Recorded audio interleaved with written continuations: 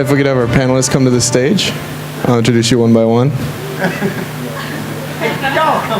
Y'all come on up.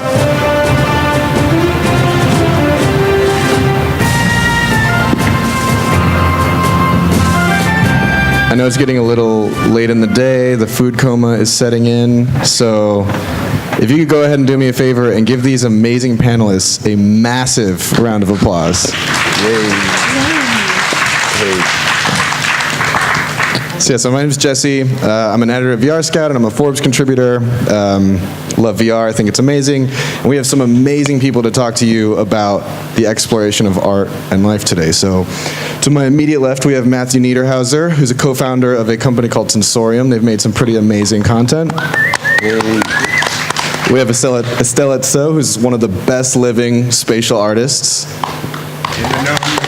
in the known universe. We have Oscar Raby. So if you were at the pitch session yesterday, presented his company VRTov, so they do, or Vertov, sorry. So they do really amazing interactive storytelling work in VR. And finally, we have Tim Rittmann, who is the founder of VR Now and advisor on Berlinale. So this is a pretty broad topic, and I think like a lot of people are curious sort of where to start. So I'm going to like hone in on each of you a little bit to begin with. So since it's the exploration of art and life, Oscar, I wanted to start with you, because I know with Ascent, you kind of went back into your family history and drew that into a VR context. So if you could tell us a little bit about what that was and what you learned about blending nonfiction into an immersive context. Sure. Ascent is a VR work that I did in 2014. That was an exploration of my family, a story that I was carrying with me for years and years, that I tried to explore as an artist, because I'm a visual artist. That's what I trained to be, despite of my mom's best intentions.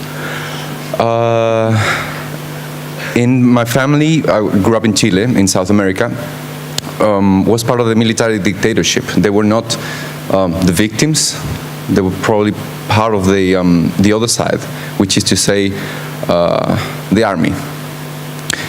That is something that was with me for years and years and years. I grew up with that story in the back of my head, and once I found VR, I think the story itself, the story of my family and the medium clicked into place together. So Ascent was my exploration into that. How can I tell other people what I've been seeing, what I've been learning, what I've been understanding about my own life, about the life of my loved ones, and in a way that is not entirely certain. And that, I think, is the key of my finding of VR in my artistic practice. Is not something that is completely finished. The way you would have perhaps a photograph, a painting, or a video, a film, is something that is happening. And I'm talking about interactive VR in particular, real-time VR. It's happening because the user is making it happen.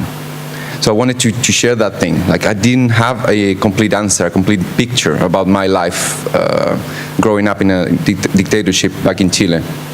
I have lots of questions more than answers, and I wanted to pose those questions to my audience. I wanted to ask you, what do you feel about this? What do you think about this? What are you making out of this situation that's surrounding you, just like it has surrounded me for years? So yeah, what I find in what I found back then, and I keep finding in interactive VR, is that thing, is the chance of having unfinished thoughts put into place and put into play. Thank you, yeah. And Estella, you've done a lot of work resurrecting masterpieces in 3D. And you have a lot of, you went to Art Center, you have this deep training in how to transpose 3D into 2D, but then bringing these masterpieces to life and sort of making that take shape in this new way. First of all, what was that like? Were there any surprises? What learning did you bring? Sort of talk us through that. Yeah, I think that started just in traditional 2D academic art training, you want to study a lot of masterpieces to begin with because they're your best and fastest way to learn. So I already have this experience of, we do master copies quite often to learn from the masters like Da Vinci and all the other famous painters. So it made sense to try to bring it into VR. It made sense to like, okay, if I were Klimt, what would the kiss look like if I had to adapt that for VR? Like, how much space would he have? Would he use this whole entire world, or would he close off and limit that space? These are questions that I have in my mind every single time I get asked to recreate these master paintings. Because for Klimt, specifically for the kiss, it's such an intimate piece that it doesn't make sense to use the whole world. So what is that like to enter a VR space where there's something happening in a cube and like you as a viewer are not supposed to interrupt that? These are questions that I like to bring into the space because I feel like initially the first thought in art creation in VR is that you want to fill up this vast world. But I like to design with intent and design with intention behind the meaning of what the art actually means. I want to bookmark scale as a conversation for all of us after this. But so moving to Sensorium, you guys produced a Lincoln in the Bardo experience. And for anybody who's unaware, that's a book George Saunders wrote, sort of reimagining this time. You know, I won't ruin it too much, but you know, Lincoln in the Bardo. What was it like bringing out a magical realist take on a supposedly nonfiction sort of moment? Like, what was that like? How did you transpose kind of an impressionist sort of space? What was that experience like? It was a really amazing one.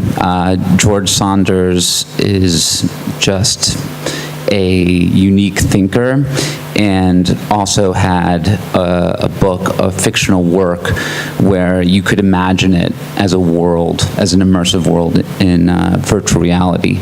And it was also sort of the first time we made a big leap with our own sort of 360 production design, and we're really leaning in to an area that we continue to explore, which is our collaboration with sort of other areas of the performing arts in general.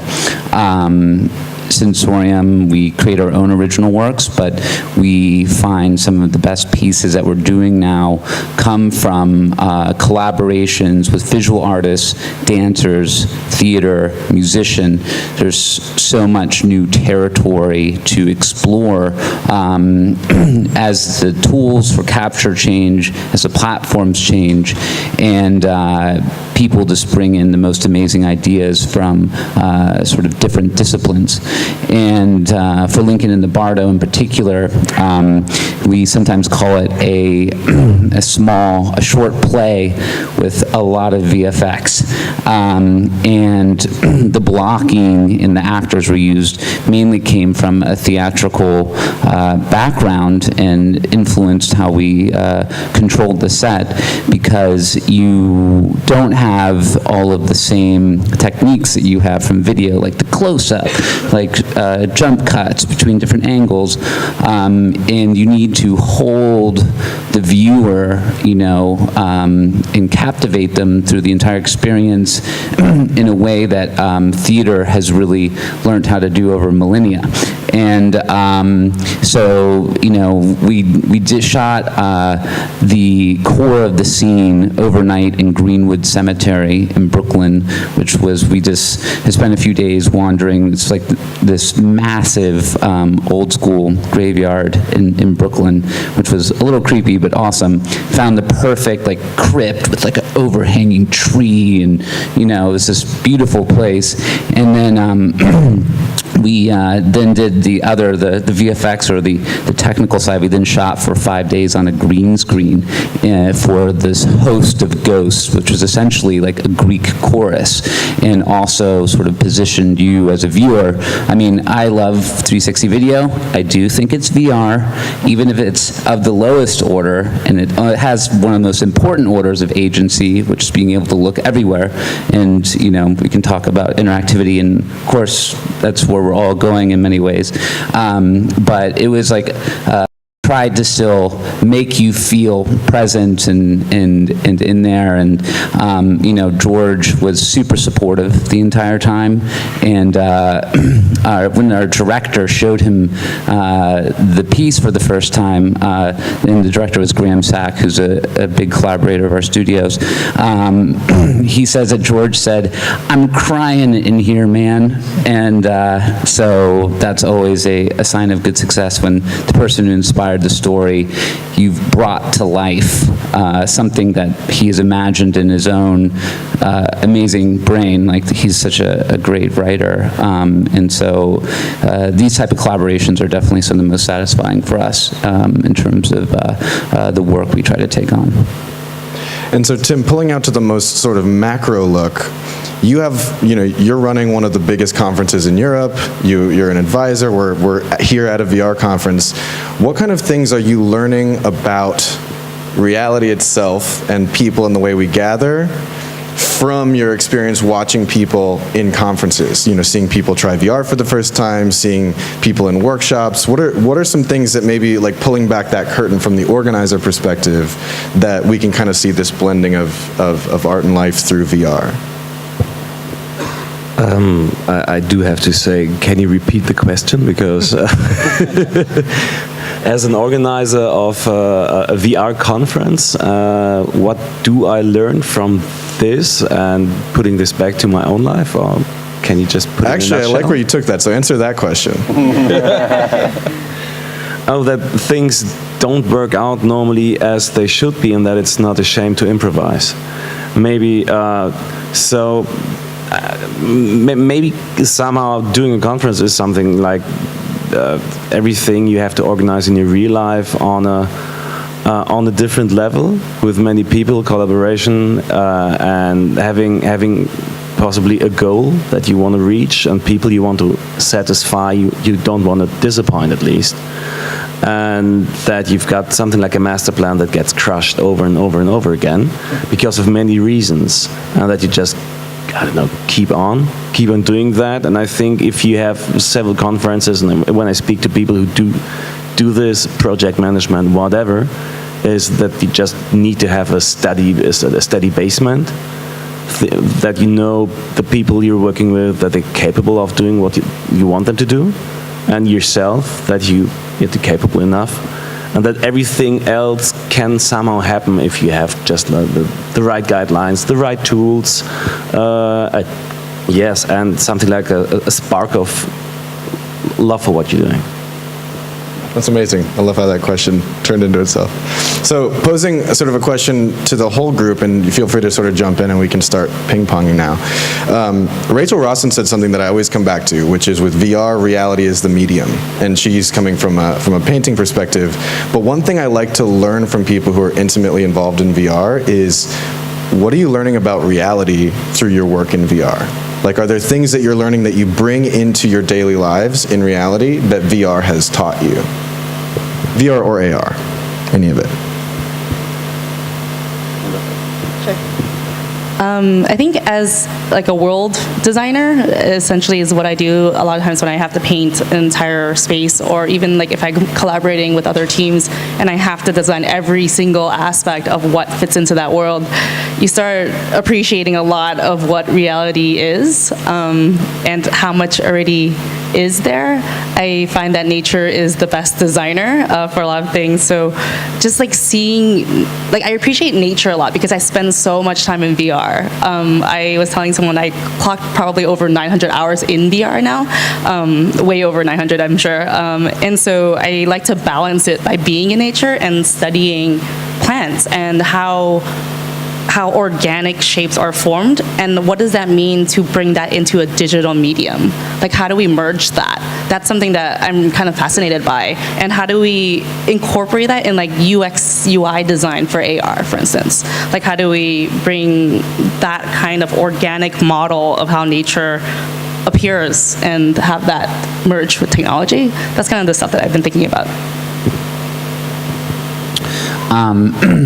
first of all, I've had the joy of working with Rachel Rustin very closely on a lot of her works. We were able to produce The Sky is a Gap with her and other things, and I can tell you she's one of the most dedicated sort of new media artists who are working in this realm, and is once again one of these collaborations where somebody potentially you would think from a different genre just breathes new life into what a medium can do, and most specifically The Sky is a Gap, which is a virtual reality piece that we premiered at Sundance in 2017 for 2 people, where you're actually controlling time through your movement in space.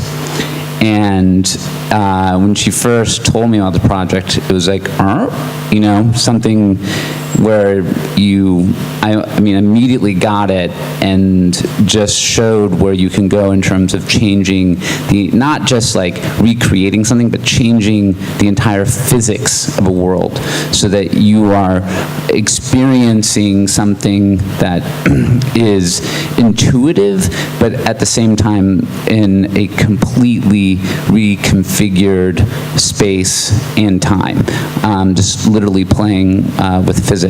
And my own personal background, aside from working as a photographer and film and stuff, is as a visual anthropologist, which is sort of almost always having a constant inquiry and interrogation about how you frame the world around you, whether it's through a camera or even how, you know, we cognitively build our own world through sound, vision, taste, everything around you.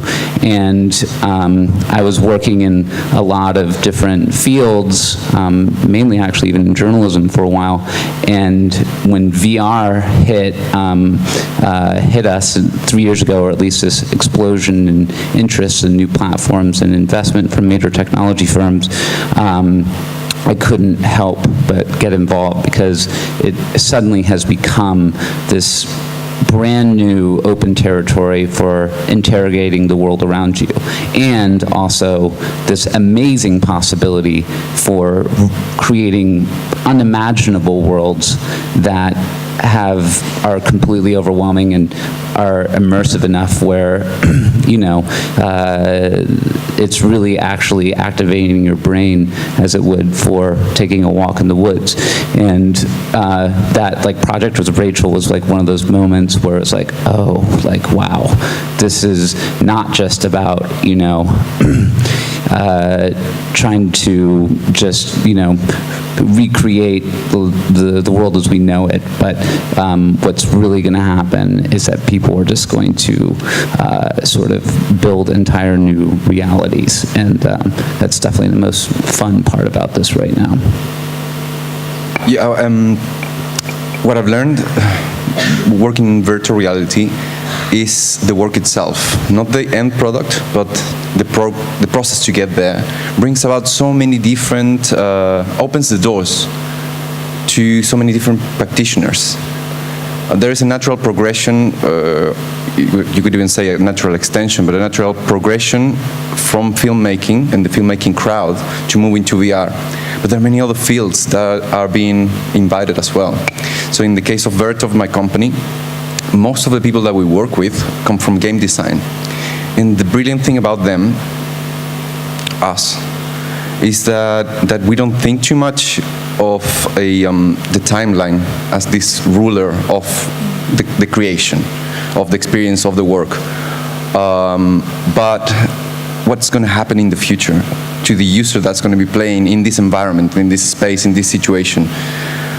That changing of the reading of the process, that different approach has made us a very tight group, because we don't rely so much on the script, which is it's vertigo inducing, right? When you have a solid script that you can rely on, you know, it's on the paper, it's on the page. Yeah, okay, and we respect that, little dictator. But when I guess we create a new dictator, which is the user now. And we try to please that user and make them go through the paces of our story. But that story has these things that we're writing in the future, right? They didn't happen, put down on the script, and then when the red button of the camera is on, it's captured. What we want to create is the chance of capturing something happening in the future. Every time that starts to happen, or it gets revisited in each stage of the production process, it's it's a light bulb moment once again and again and again. Okay, I really wanted to emphasize on kind of exactly the stuff you were saying, because what I think I have learned most of working in VR is not something I have experienced in a virtual reality experience, but this whole kind of community that finds itself, it's still in this finding process. And maybe it's an old trope to say, oh, and it's like so many people getting together, and isn't it great? It's like, okay, yeah, a little bit spread the love, and we're such a good community. But it's different than in other fields I've worked so far, which is journalism and video games, where everything is just a little bit more settled. And of course, there's always something interrupting, and you've got your crisis. But VR and AR, like everything immersive media can offer right now, is being a process, and is kind of helping and taking the hand of everybody who can contribute to this.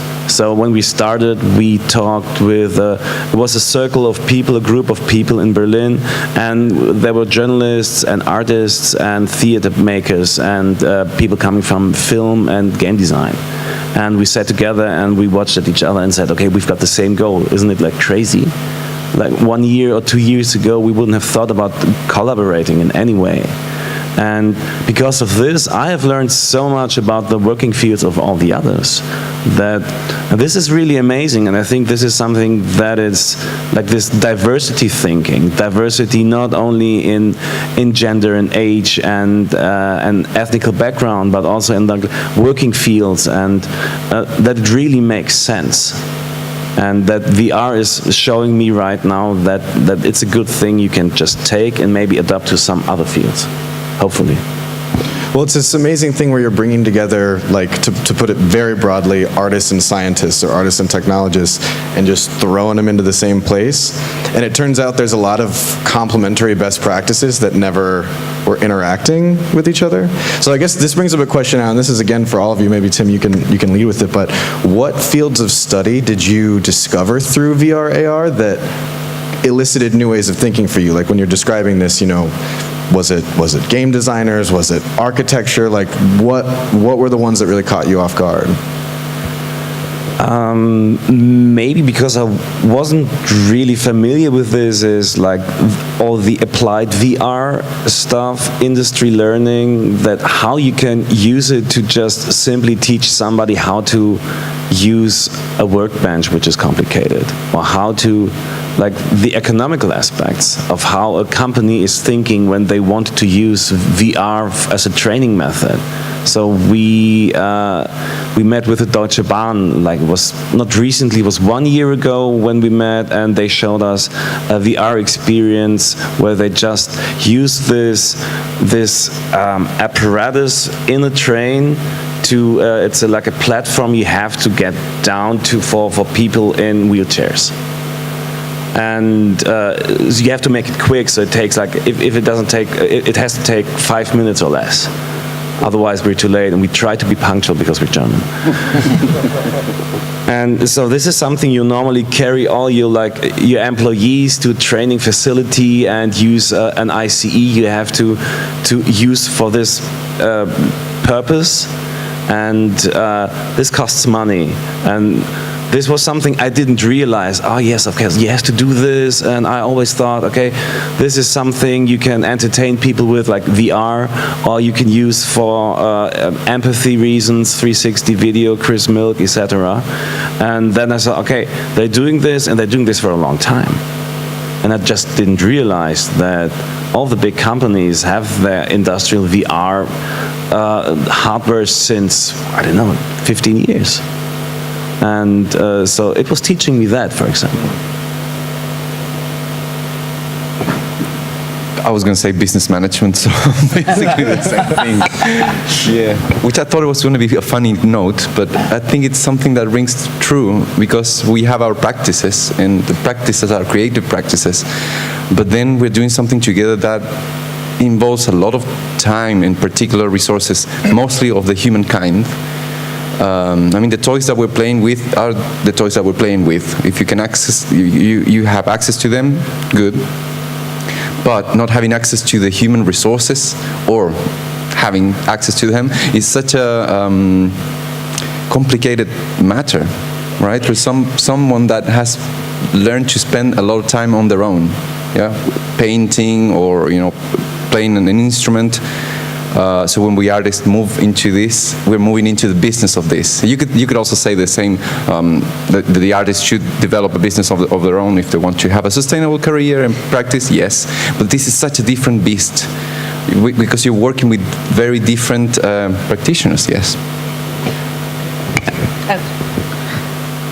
I was going to say, completely agree about the business degree thing. It's like, maybe I should have taken those economic courses in college. No, which I did, and they're useful.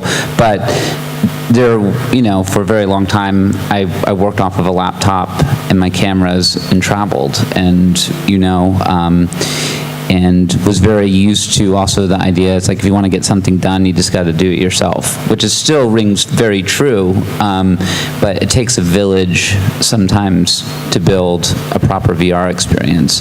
And it's the first time I've ever had a studio, and I show up to work, and maintaining that facade of professionalism. But it's enabled, to build things that I wouldn't have imagined before. And those collaborations that you've mentioned and talked about, is what's, I think, driving the community and keeps people coming back together in this fashion.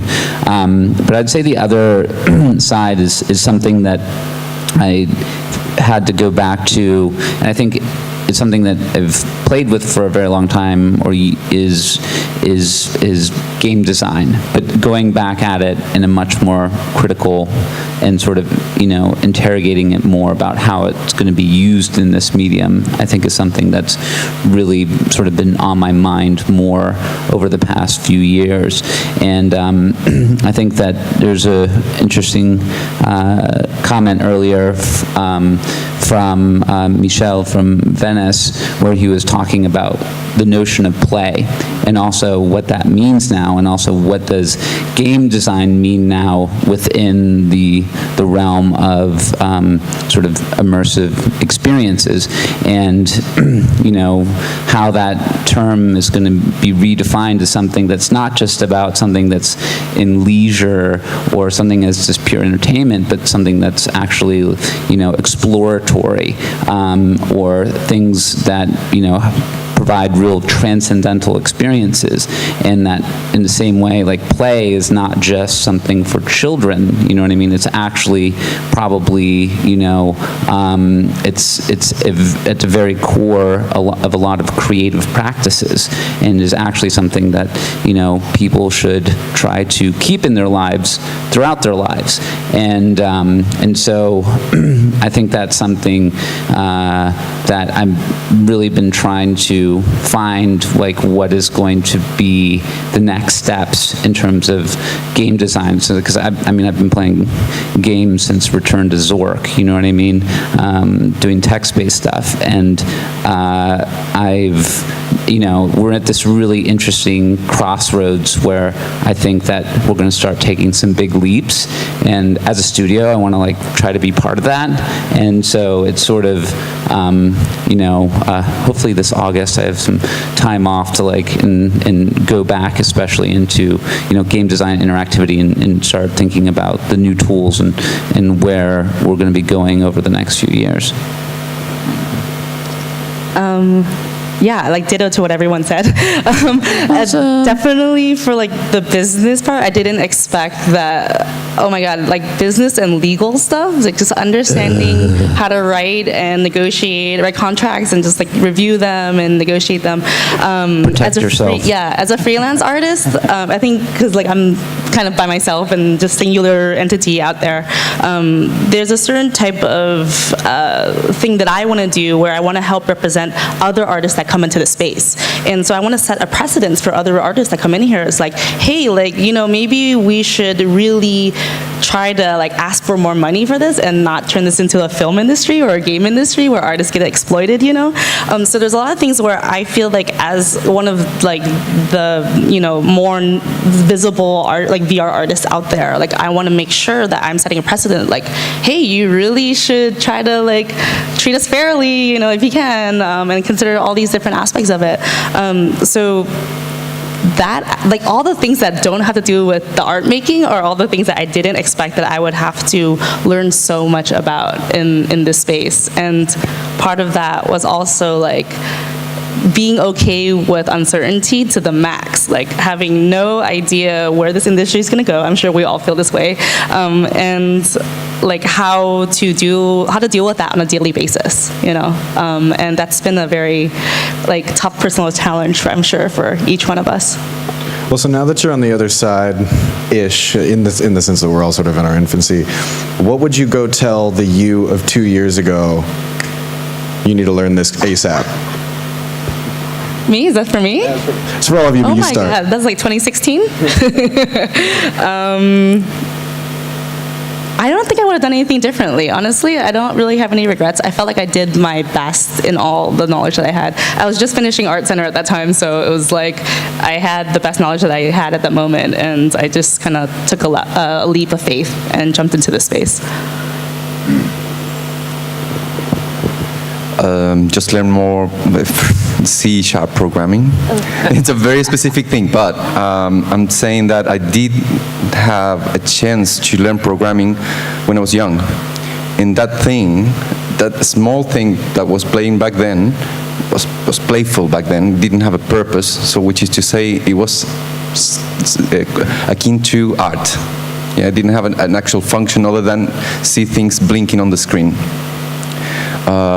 That I would put to everyone else out there that's starting, or even, you know, kids. Programming is key to move into VR. And that's the door between relying on the script and writing for the future, which is that thing that I mentioned before.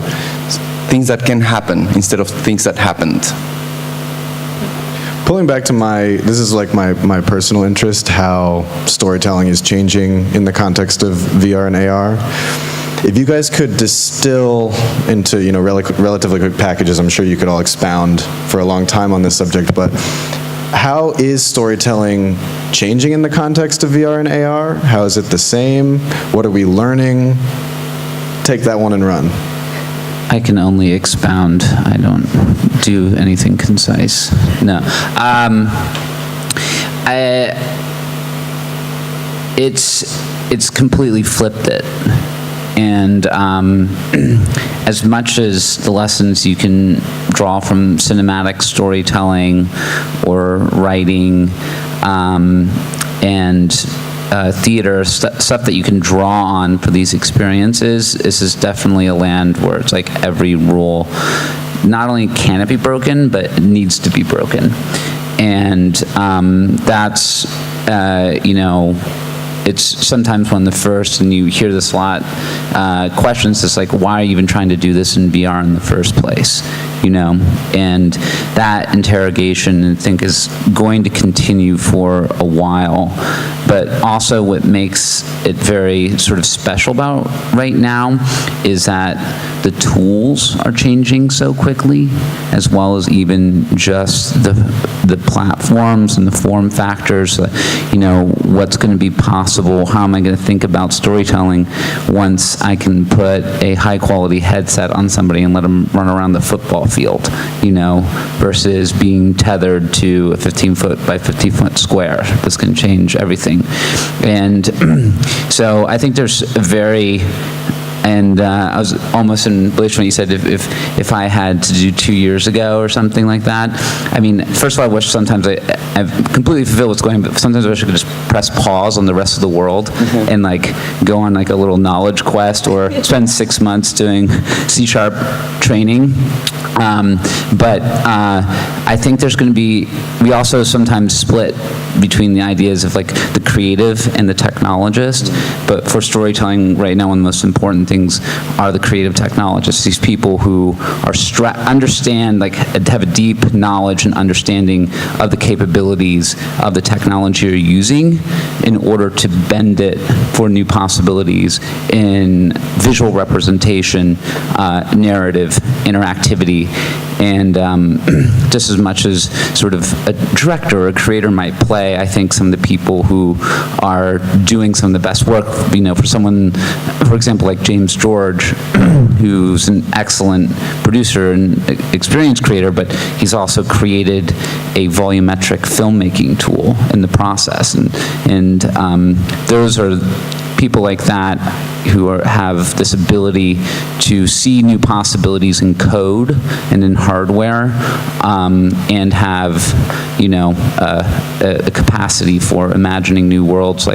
Those are the cutting edge for storytelling for me.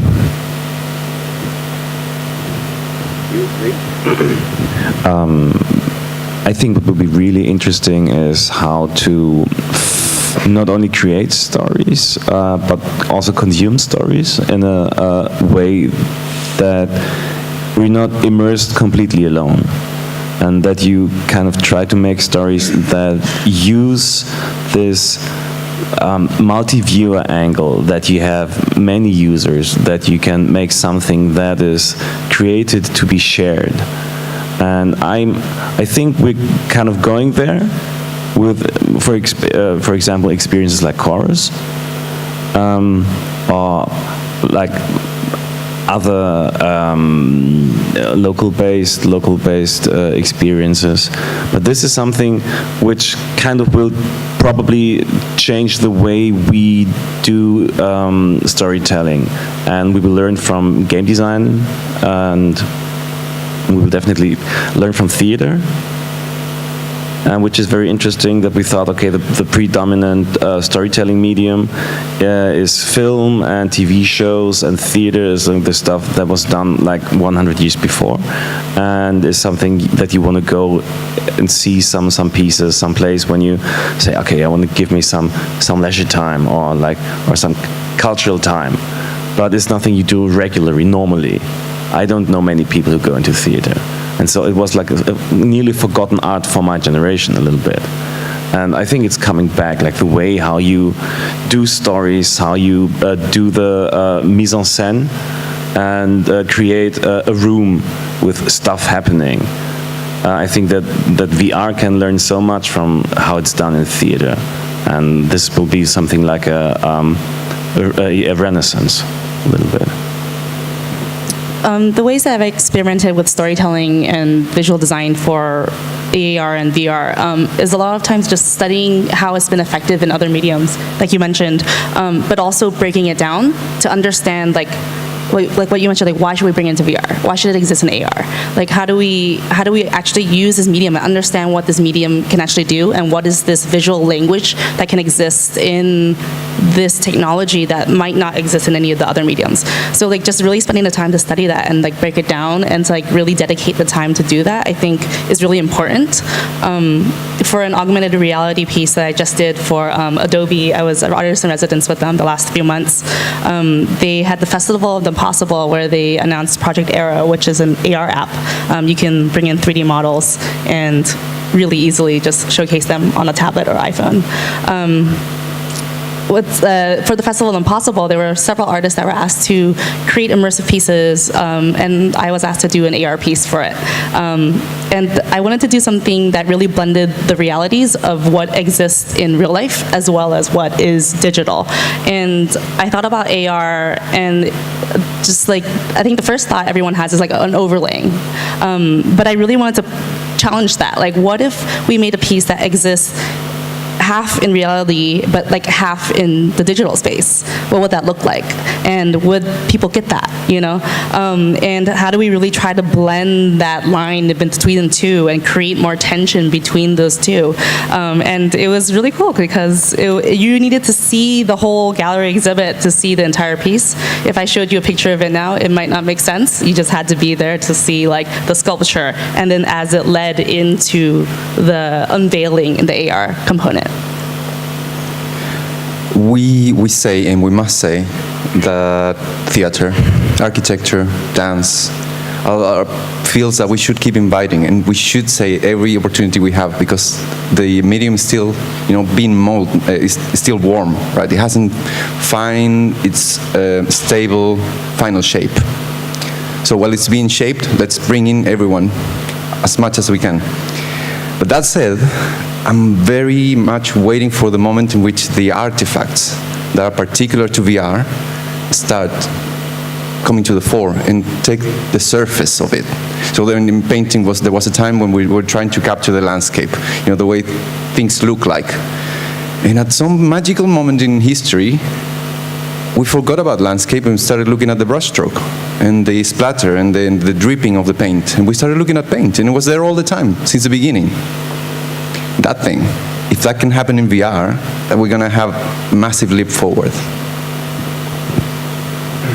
Yeah, and I would say alongside that, and to take one particular example from theater, and what we like to lend from it is also in their interrogation of the audience by the performer itself, where there's a feature to it that acknowledges the presence of the audience and at the same time suspends their reality, that they're actually playing out a real life scenario. And that's sort of part of our human capacity to tell stories in the first place, is to be able to imagine a new possibility, and then actually sometimes they become manifest in real life. And for like theater, is, I find, aside from like they create worlds, but all of a sudden I especially feel like in fiction and narrative, it's like acknowledging the viewer, the presence of it, and having that be okay, and that's like a huge step forward instead of trying to hide the viewer or pretend like they're not there.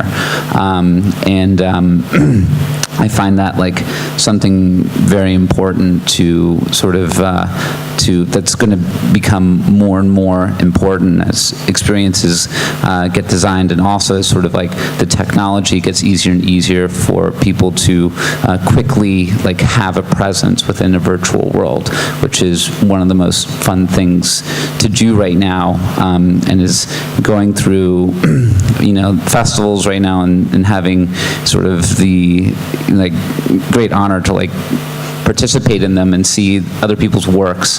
Like the stuff that's really the best is when you feel like you have a body in a world and that you have agency and that you're exploring it with somebody else at the same time, and how storytelling is going to work within those structures are going to be very, open and interesting. But you sort of have to acknowledge that agency now of the person in the experience, or as the visitor, and that's what's exciting about it right now.